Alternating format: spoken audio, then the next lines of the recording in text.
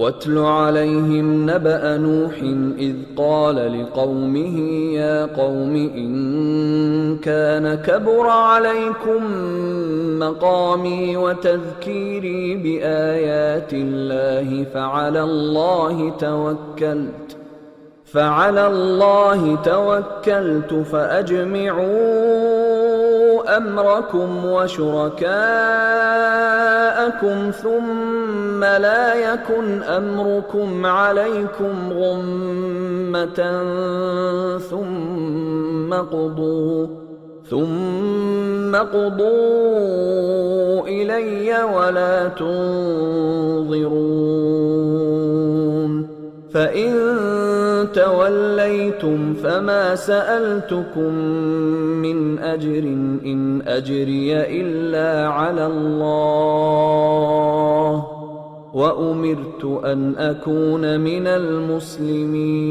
المسلمين فكذبوه فنجيناه ومن معه في الفلك وجعلناهم خلائف وأغرقنا الذين كذبوا بآياتنا فانظر كيف كان عاقبة المنذرين ثم بعثنا من بعده رسلا إلى قومهم فجاءوهم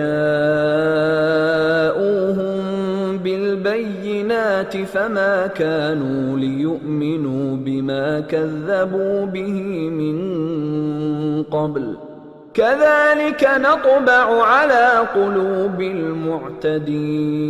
المعتدين ثم بعثنا من بعدهم موسى وهارون إلى فرعون وملئه بآياتنا فاستكبروا وكانوا قوما مجرمين فلما جاءهم الحق من عندنا قالوا إن هذا لسحر مبين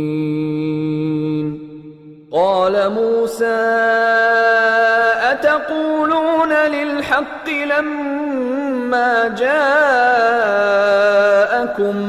أسحر هذا ولا يفلح الساحرون قالوا أجئتنا لتلفتنا عما وجدنا عليه آباءنا وتكون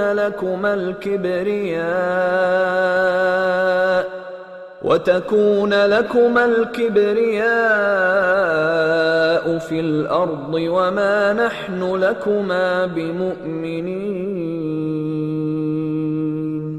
وقال فرعون ائتوني بكل ساحر عليم فلما جاء السحرة قال لهم موسى ألقوا ما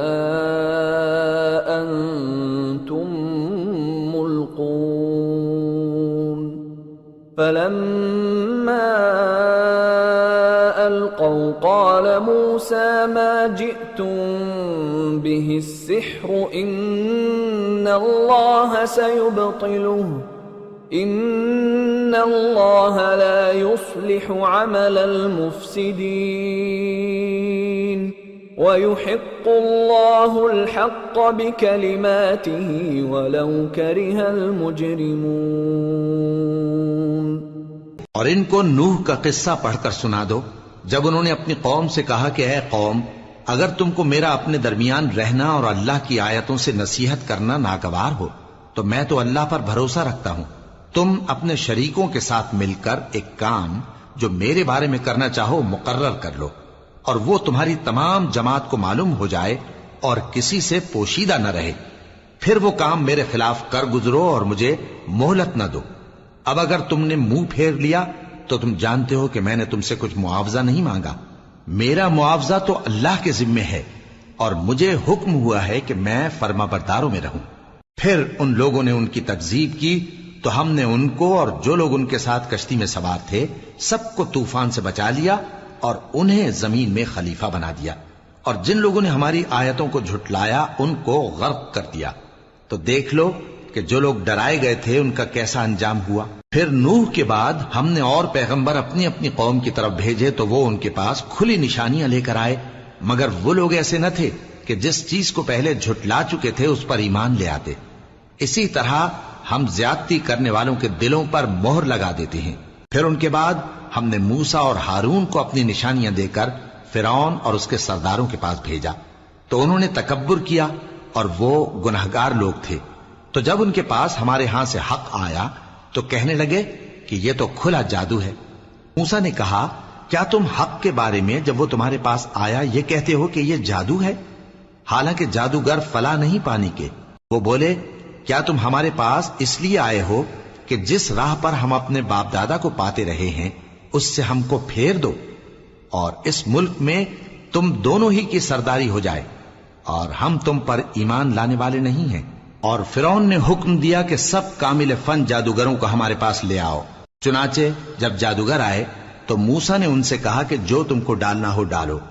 پھر جب انہوں نے اپنی رسیوں اور لاٹھیوں کو ڈالا تو موسیٰ نے کہا کہ جو چیزیں تم بنا کر لائے ہو جادو ہے،